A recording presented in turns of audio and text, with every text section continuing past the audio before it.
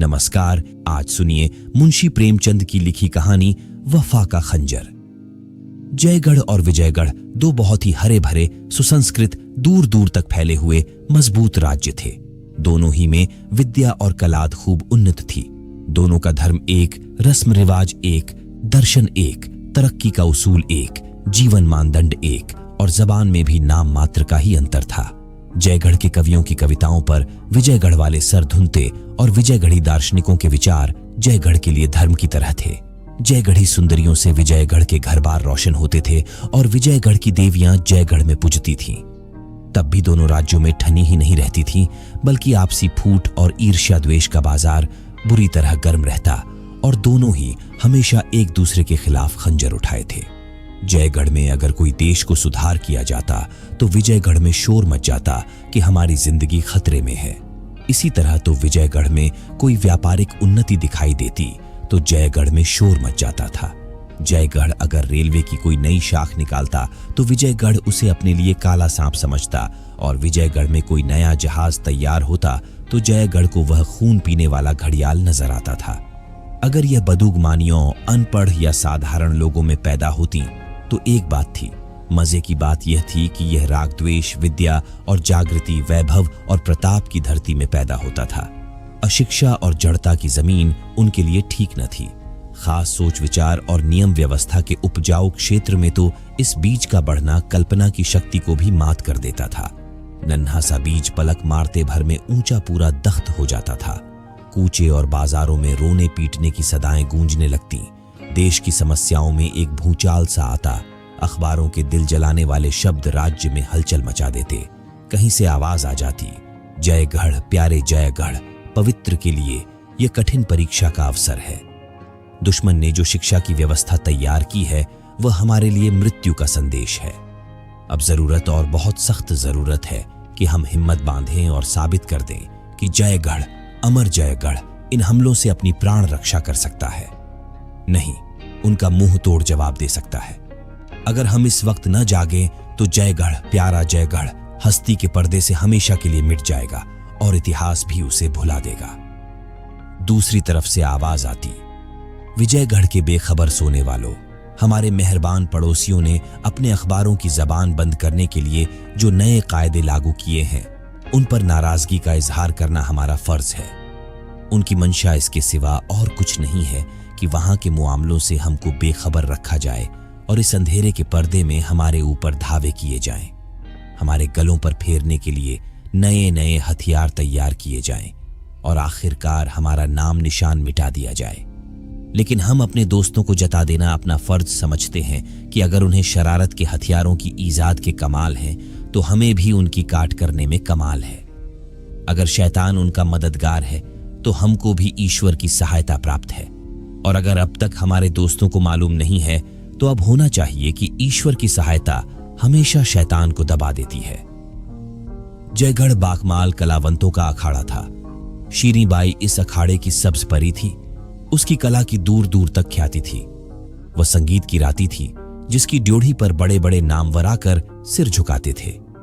चारों तरफ विजय का डंका बजाकर उसने विजयगढ़ की ओर प्रस्थान किया, जिससे अब तक उसे अपनी प्रशंसा का कर न मिला था। उसके आते ही विजयगढ़ में एक इंकलाब सा हो गया। राग द्वेष और अनुचित गर्व हवा से उड़ने वाली सूखी पत्तियों की तरह तितर बितर हो गए। सौंदर्य और राग के बाजार में धूल उड़ने लगी। थिएटरों और नृत्यशालाओं में वीरानी छा गई। ऐसा मालूम होता था कि जैसे सारी सृष्टि पर जादू छा गया है। शाम होते ही विजयगढ़ के धनी धोरी, जवान बूढ़े शीरियों बाई की मजालिस की तरफ दौड़ते थे। सारा देश शीरियों की भक्ति के नशे में डूब गया। विजयगढ़ के सचेत क्षेत्रों में देशवासियों के इस पागलपन से एक बेचैनी की हालत पैदा हुई। सिर्फ यही नहीं कि उनके देश की दौलत बर्बाद हो रही थी, बल्कि उनका राष्ट्रीय अभिमान और तेज भी धूल में मिल जाता था। जयगढ़ की एक मामूली नाचने वाली, चाहे वह कितनी ही मीठी अदाओं वाली क्यों न हो, विजयगढ़ के मनोरंजन का केंद्र बन जाए, ये बहुत बड़ा अन्याय था। आपस में मशवरे हुए और देश के पुरोहितों की तरफ से देश के मंत्रियों की सेवा में इस खास उद्देश्य से एक शिष्टमंडल उपस्थित हुआ।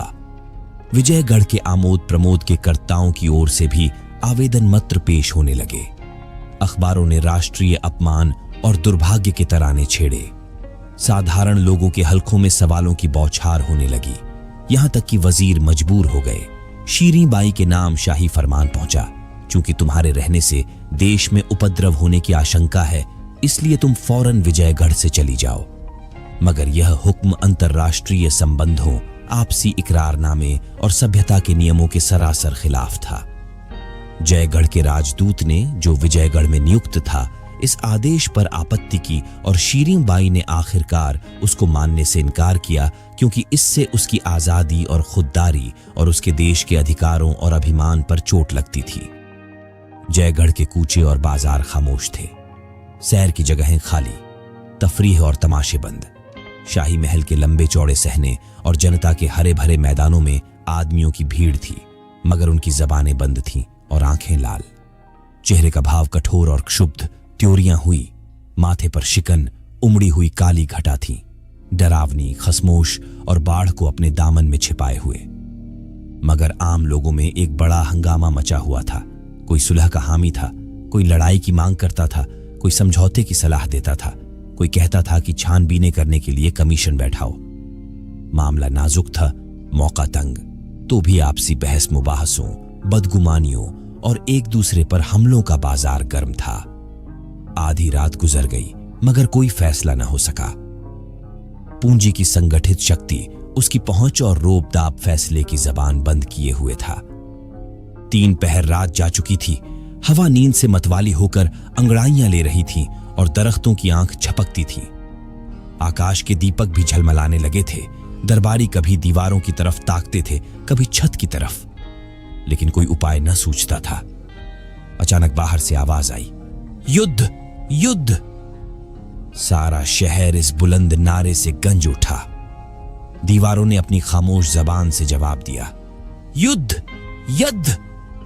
यह अदृष्ट से आने वाली एक पुकार थी, जिसने उस ठहराव में हरकत पैदा कर दी थी।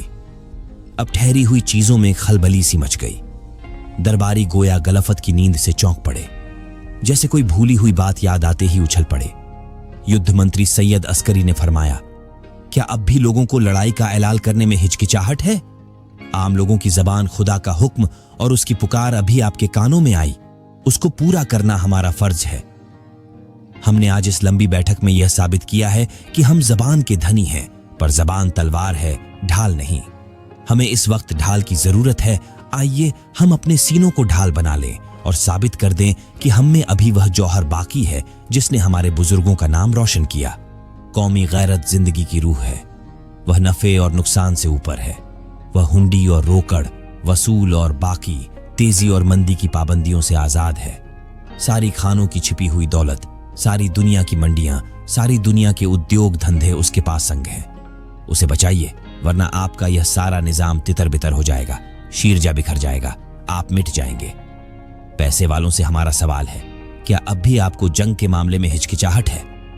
बाहर से सैकड़ों की आवाजें आईं, जंग, जंग! एक सेठ साहब ने फरमाया, आप जंग के लिए तैयार हैं? अस्करी, हमेशा से ज्यादा। ख्वाजा साहब, आपको फतेह का यकीन है? अस्करी, पूरा यकीन है। दूर पास जंग जंग की गरजती हुई आवाजों का तांता बंध गया कि जैसे हिमालय के किसी अथाह खड्ड से हथौड़ों की झनकार आ रही हो। शहर कांप उठा, जमीन थर्राने लगी, हथियार बंटने लगे। दरबारियों ने एक मत लड़ाई का फैसला किया। गैरत जो कुछ ने कर सकती थी, वह अवाम के बारे ने कर दिखाया। आज से 30 साल पहले एक जबरदस्त इनकलाब ने जयगढ़ को हिला डाला था। वर्षों तक आपसी लड़ाइयों का दौर रहा। हजारों खानदान मिट गए, सैकड़ों कस्बे वीरान हो गए। बाप बेटे के खून का प्यासा था, भाई भाई की जान का ग्राहक। जब आखिरकार आजादी की फतेह हुई तो उसने ताज के फिदाइयों को चुन चुन कर मारा। मुल्क के कैद खाने देशभक्तों से भर उठे। उन्हीं जौंबाजों में एक मिर्जा मंसूर भी था। उसे कन्नौज के किले में कैद किया गया, जिसके 3 तरफ ऊंची दीवारें थीं और एक तरफ गंगा नदी। मंसूर को सारे दिन हथौड़े चलान पड़ते। सिर्फ शाम को आध घंटे के लिए नमाज की छुट्टी मिलती थी। उस वक्त मंसूर गंगा के किनारे आ बैठता और देश भाइयों की हालत पर रोता। वह सारी राष्ट्रीय और सामाजिक व्यवस्था जो उसके विचार में राष्ट्रीयता का आवश्यक अंग थी, इस हंगामे की बाढ़ में नष्ट हो रही थी। वह एक ठंडी आह भरकर कहता, जयगढ़, अब तेरा खुदा ही रखवाला है। तूने खाक को अक्सीर बनाया और अक्सीर को खाक। तूने खानदान की इज्जत को, अदब और इखलाक का इल्मो कमाल को मिटा दिया, बर्बाद कर दिया।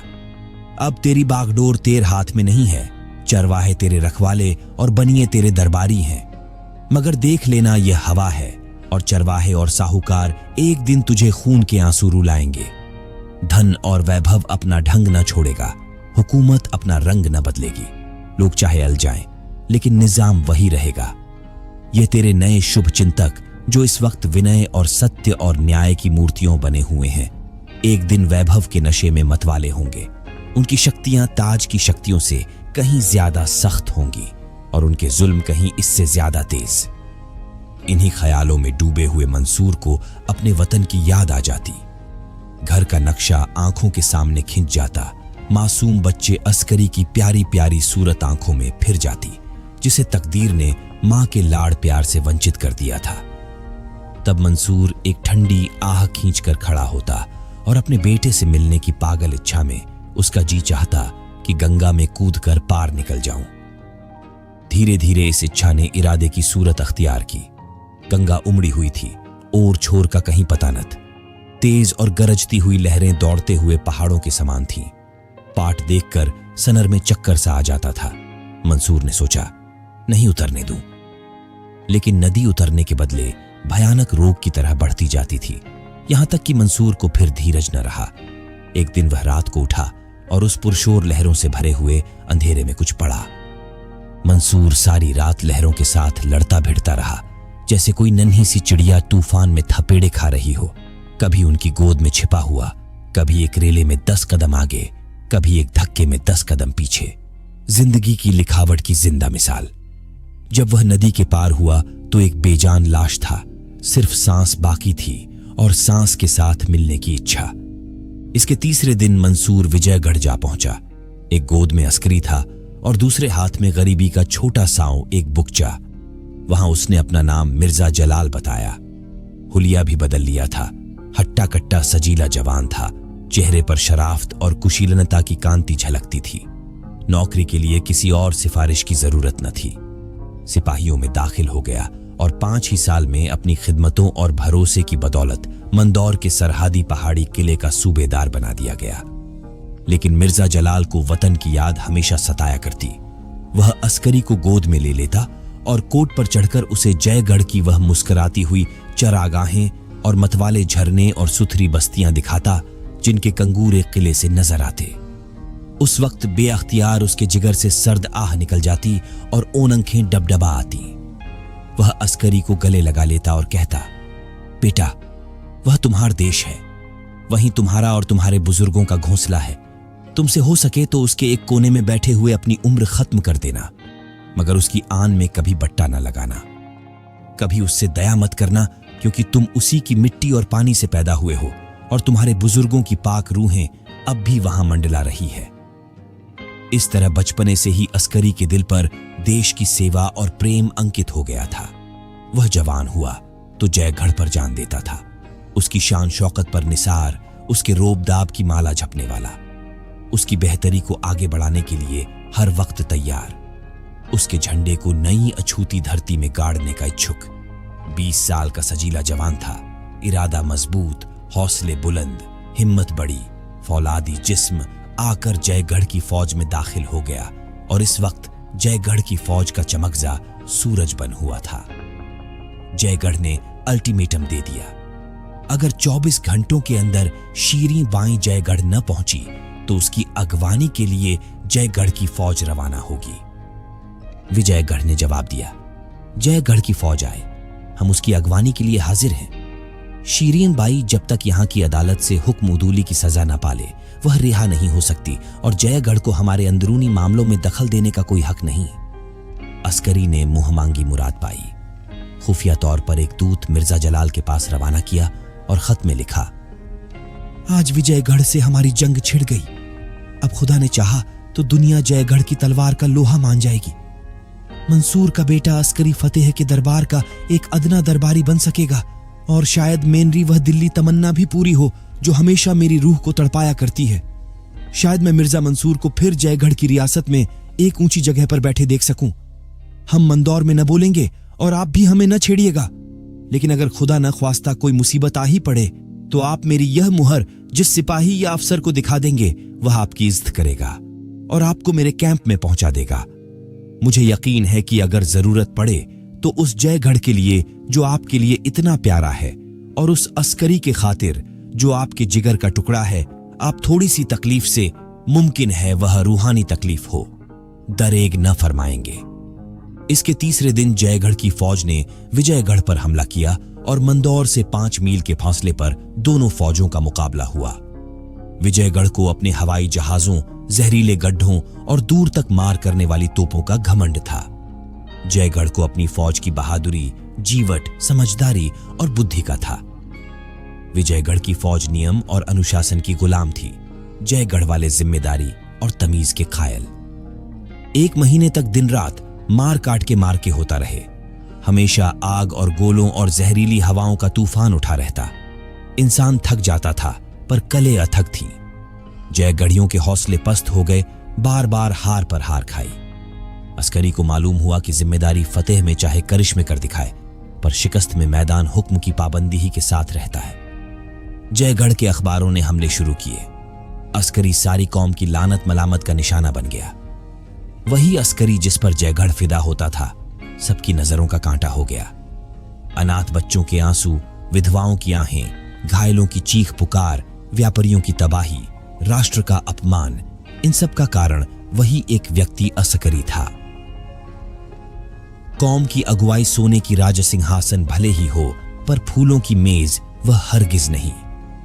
जब जयगढ़ की जान बचने की इसके सिवा और कोई सूरत न थी कि किसी तरह विरोधी सेना का संबंध मंदौर के किले से काट दिया जाए, जो लड़ाई और रसद के सामान और यातायात के साधनों का केंद्र था। लड़ाई कठिन थी, बहुत खतरनाक, सफलता की आशा बहुत कम, असफलता की आशंका जी पर भारी। कामयाबी अगर सूखे धान का पानी थी तो नाकामी उसकी आग, मगर छुटकारे की ओर कोई दूसरी तस्वीर न थी। अस्करी ने मिर्जा जलाल को लिखा, प्यारे अब्बा जान, अपने पिछले खत में मैंने जिस जरूरत का इशारा किया था, बदकिस्मती से वह जरूरत आ पड़ी। आपका प्यारा जयगढ़ भेड़ियों के पंजे में फंसा हुआ है और आपका प्यारा अस्करी नाउम्मीदों के भंवर में, दोनों आपकी तरफ आस लगाए ताक रहे हैं। आज हमारी आखिरी कोशिश, हम मुखालिफ फौज को मंदौर के किले से अलग करना चाहते हैं। आधी रात के बाद यह मार्का शुरू होगा।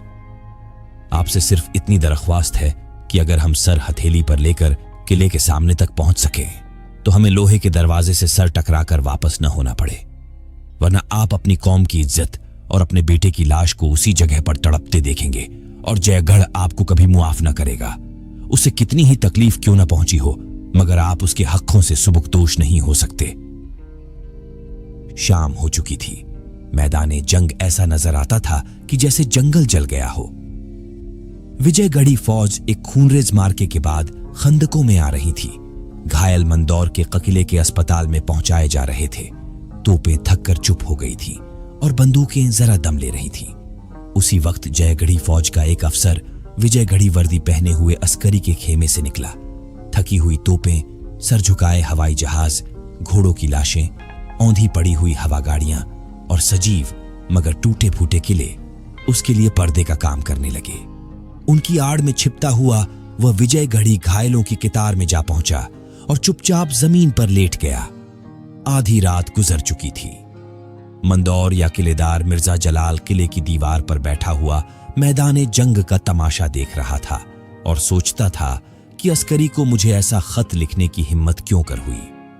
उसे समझना चाहिए था कि जिस शख्स ने अपने उसूलों पर अपनी जिंदगी न्यौछावर कर दी, देश से निकाला गया और गुलामी का तौक गर्दन में डाला, वह अब अपनी जिंदगी के आखिरी दौर में ऐसा कोई काम न करेगा जिससे उसको बट्टा लगे। अपने उसूलों को न तोड़ेगा। खुदा के दरबार में वतन और वतन वाले और बेटा एक भी साथ न देगा। अपने बुरे भले की सजा या इनाम आप ही भुगतना पड़ेगा। हिसाब के रोज उसे कोई न बचा सकेगा। तौबा, जयगढ़ियों से फिर वही बेवकूफी हुई। खामखा गोलेबारी से दुश्मनों को खबर देने की क्या जरूरत थी। अब इधर से भी जवाब दिया जाएगा और हजारों जाने जाया होंगी। रात के अचानक हमले के माने तो यह है कि दुश्मन सर पर आ जाए और कान खबर न हो, चौतरफा खलबली पड़ जाए। माना कि मौजूदा हालत में अपनी हरकतों को पोशीदा रखना शायद मुश्किल है। इसका इलाज अंधेरे के खंदक से करना चाहिए था, मगर आज शायद उनकी गोलेबारी मामूल से ज्यादा तेज है। विजयगढ़ की कितारों और तमाम मोर्चेबंदियों को चीरकर बजाहिर उनका यहां तक आना तो मुहाल मालूम होता था, लेकिन अगर मान लो आ ही जाएं, तो मुझे क्या करना चाहिए? इस मामले को तय क्यों न कर लूं? खूब, इसमें तय करने की बात ही क्या है? मेरा रास्ता साफ है। मैं विजयगढ़ का नमक खाता हूं। मैं जब बेघरबार, परेशान और अपने देश से निकला हुआ था, तो विजयगढ़ ने मुझे अपने दामन में पनाह दी और मेरी खिदमतों का मुनासिब लिहाज किए। उसकी बदौलत 30 साल तक मेरी जिंदगी नेकनामी और इज्जत से गुजरी। उसके दगा करना हद दर्जे की नमक हरामी है, ऐसा गुनाह जिसकी कोई सजा नहीं। वह ऊपर शोर हो रहा है, हवाई जहाज होंगे, वह गोला गिरा, मगर खैरियत हुई, नीचे कोई नहीं था। मगर क्या दगा हर एक हालत में गुनाह है? ऐसी हालतें भी तो हैं जब दगा वफा से भी ज्यादा अच्छी हो जाती है। अपने दुश्मन से दगा करना क्या गुनाह है? अपनी कौम के दुश्मन से दगा करना क्या गुनाह है? कितने ही काम जो जाती हैसियत से ऐसे होते हैं कि उन्हें माफ नहीं किया जा सकता, कौमी हैसियत से नेक काम हो जाते हैं। वही बेगुनाह का खून जो जाती हैसियत से सख्त सजा के काबिल है, मजहबी हैसियत से शहादत का दर्जा पाता है और कौमी हैसियत से देश प्रेम का। कितनी बेरहमियां और जुल्म, कितनी दगाएं और चालबाजियां कौमी और मजहबी नुक्ते निगाह से सिर्फ ठीक ही नहीं, फर्जों में दाखिल हो जाती है। हाल की यूरोप की बड़ी लड़ाई में इसकी कितनी ही मिसालें मिल सकती हैं। दुनिया का इतिहास ऐसी दगाओं से भरा पड़ा है।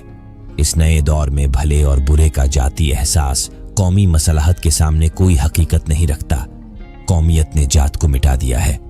मुमकिन है यही खुदा की मंशा हो और उसके दरबार में भी हमारे कारनामे कौम की कसौटी ही पर परखे जाएं। ये मसला इतना आसान नहीं है जितना मैं समझता था। फिर आसमान में शोर हुआ इतना, मगर शायद ये इधर की के हवाई जहाज हैं। जयगढ़ वाले बड़े दमखम से लड़ रहे हैं, इधर वाले दबते नजर आते हैं। आज यकीनन मैदान उन्हीं के हाथ में रहेगा। जान पर खेले हुए हैं। जयगढ़ी वीरों की बहादुरी मायूसी ही में खूब खुलती है, उनकी हार जीत से भी ज्यादा शानदार होती है। बेशक अस्करी दौव पेंच का उस्ताद है, किस खूबसूरती से अपनी फौज का रूख किले के दरवाजे की तरफ फेर दिया, मगर सख्त गलती कर रहे हैं। अपने हाथों अपनी कब्र खोद रहे हैं। सामने का मैदान दुश्मन के लिए खाली किए देते हैं। वह चाहे तो बिना रोक टोक आगे बढ़ सकता है और सुबह तक किए देते हैं। वह चाहे तो बिना रोक टोक आगे बढ़ सकता है और सुबह तक जयगढ़ की सरजमीन में दाखिल हो सकता है। जयगढ़ियों के लिए वापसी या तो गैर मुमकिन है या निहायत खतरनाक। किले का दरवाजा बहुत मजबूत है। दीवारों की संधियों से उन पर बेशुमार बंदूकों के निशाने पड़ेंगे। उनका इस आग में 1 घंटा भी ठहरना मुमकिन नहीं है। क्या इतने देशवासियों की जानें सिर्फ एक उसूल पर, सिर्फ हिसाब के दिन के डर पर, सिर्फ अपने इखलाकी एहसास पर कुर्बान कर दूं? और महज जाने ही क्यों, इस फौज की तबाही जयगढ़ की तबाही है। कल जयगढ़ की पाक सरजमीन दुश्मन की जीत के नक्कारों से गूंज उठेगी। मेरी माएं, बहनें और बेटियां हैया को जलाकर खाक कर देने वाली हरकतों का शिकार होंगी। सारे मुल्क में कत्ल और तबाही के हंगामे बरपा होंगे। पुरानी अदावत और झगड़ों के शोले भड़केंगे। कब्रिस्तान में सोई हुई रूहें दुश्मन के कदमों से पामाल होंगी। वह इमारतें जो हमारे पिछले बड़प्पन की जिंद निशानियों हैं, वह यादगारें जो हमारे बुजुर्गों की देन है, जो हमारे कारनामों के इतिहास, हमारे कमालों का खजाना और हमारी मेहनतों की रोशन गवाहियां हैं, जिनकी सजावट और खूबी को दुनिया की कौमें स्पर्धा की आंखों से देखती हैं, वह अर्ध बर्बर असभ्य लश्करियों का पड़ाव बनेंगी और उनके तबाही के जोश का शिकार। क्या अपनी कौम को उन तबाहियों का निशाना बनने दूं, महज इसलिए कि वफा का मेरा उसूल न टूटे? उफ, ये किले में जहरीले गैस कहां से आ गए? किसी जयगढ़ी जहाज की हरकत होगी। सर में चक्कर सा आ रहा है। यहां से कुमक भेजी जा रही है। किले की दीवार के सुराखों में भी तोपें चढ़ाई जा रही है। जयगढ़ वाले किले के सामने आ गए। एक धावे में वह हुमायूं दरवाजे तक आ पहुंचेंगे। विजयगढ़ वाले इस बाढ़ को अब नहीं रोक सकते। जयगढ़ वालों के सामने कौन ठहर सकता है? या अल्लाह, किसी तरह दरवाजा खुद ब खुद खुल जाता, कोई जयगढ़ी हवाबाज मुझसे जबरदस्ती कुंजी छीन लेता, मुझे मार डालता। आह, मेरे इतने अजीज हम वतन प्यारे भाई आन की आन में खाक में मिल जाएंगे और मैं बेबस हूं। हाथों में जंजीर है, पैरों में बेड़ियां, एक एक रोआं रस्सियों से जकड़ा हुआ है। क्यों ना इस जंजीर को तोड़ दूं, इन बेड़ियों के टुकड़े टुकड़े कर दूं और दरवाजे के दोनों बाजू अपने अजीज फतेह करने वालों की अगवानी के लिए खोल दूं। माना कि यह गुनाह है, पर यह मौका गुनाह से डरने का नहीं। जहन्नुम की आग उगलने वाले सांप और खून पीन वाले जानवर और लपकते हुए शोले मेरी रूह को जलाएं, तड़पाएं, कोई बात नहीं। अगर महज मेरी रूह की तबाही मेरी कौम और वतन को मौत के गड्ढे से बचा सके तो वह मुबारक है। विजयगढ़ ने ज्यादती की है। उसने महज जयगढ़ को जलील करने के लिए, सिर्फ उसको भड़काने के लिए शीरीं बाई को शहर निकाले को हुक्म जारी किया, जो सरासर बेजा था। हाय अफसोस, मैंने उसी वक्त इस्तीफा न दे दिया और गुलामी की इस कैद से क्यों न निकल गया। हाय गजब, जयगढ़ी फौज खंदकों तक पहुंच गई। या खुदा, इन जांबाजों पर रहम कर, इनकी मदद कर। कलदार तोपों से कैसे गोले बरस रहे हैं, गोया आसमान के बेशुमार तारे टूट पड़ते हैं। अल्लाह की पनाह, हुमायूं दरवाजे पर गोलों की कैसी चोटें पड़ रही हैं। कान के पर्दे फटे जाते हैं, काश दरवाजा टूट जाता। हाय मेरा अस्करी, मेरे जिगर का टुकड़ा, वह घोड़े पर सवार आ रहा है। कैसा बहादुर, कैसा जांबाज, कैसी पक्की हिम्मत वाला। आह, मुंह अभागे कलमुहे की मौत क्यों नहीं आ जाती। मेरे सर पर कोई गोला क्यों नहीं आ गिरता। हाय, जिस पौधे को अपने जिगर के खून से पाला, जो मेरी पतझड़ जैसी जिंदगी का सदाबहार फूल था, जो मेरी अंधेरी रात का चिरा, मेरी जिंदगी की उम्मीद, मेरी हस्ती का दारोमदार, मेरी आरजू की इंतहा था, वह मेरी आंखों के सामने आग के भंवर में पड़ा हुआ है और मैं हिल नहीं सकता। इस कातिल जंजीर को क्यों कर तोड़ दूं, इस बागी दिल को क्यों कर समझाऊं। मुझे मुंह में कालिख लगाना मंजूर है, मुझे जहन्नुम की मुसीबतें झेलना मंजूर है। मैं सारी दुनिया के गुनाहों का बोझ अपने सर पर लेने को तैयार हूं। सिर्फ इस वक्त मुझे गुनाही करने की, वफा के पैमाने को तोड़ने की, नम का हराम बनने की तौफीक दे। एक लम्हे के लिए मुझे शैतान के हवाले कर दे। मैं नमक हराम बनूंगा, दगाबाज बनूंगा, पर कौम फरोश नहीं बन सकता। आह, जालिम सुरंगें उड़ाने की तैयारी कर रहे हैं। सिपाह सालार ने हुक्म दे दिया। वह 3 आदमी तहखाने की तरफ चले। जिगर कांप रहा है, जिस्म कांप रहा है। यह आखिरी मौका है, एक लम्हा और बस फिर अंधेरा है और तबाही। हाय, मेरे ये बेवफा हाथ पांव अब भी नहीं हिलते, जैसे इन्होंने मुझसे मुंह मोड़ लिया हो। यह खून अब भी गर्म नहीं होता। आह, वह धमाके की आवाज हुई। खुदा की पनाह, जमीन कौंप उठी। हाय अस्करी, अस्करी, रुखसत, मेरे प्यारे बेटे रुखसत।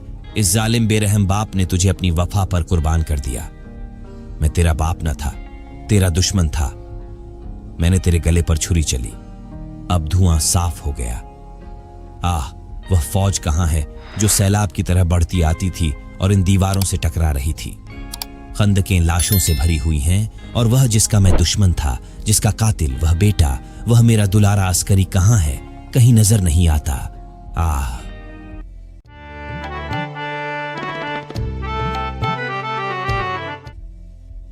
आप सुन रहे थे मुंशी प्रेमचंद की लिखी कहानी वफा का खंजर।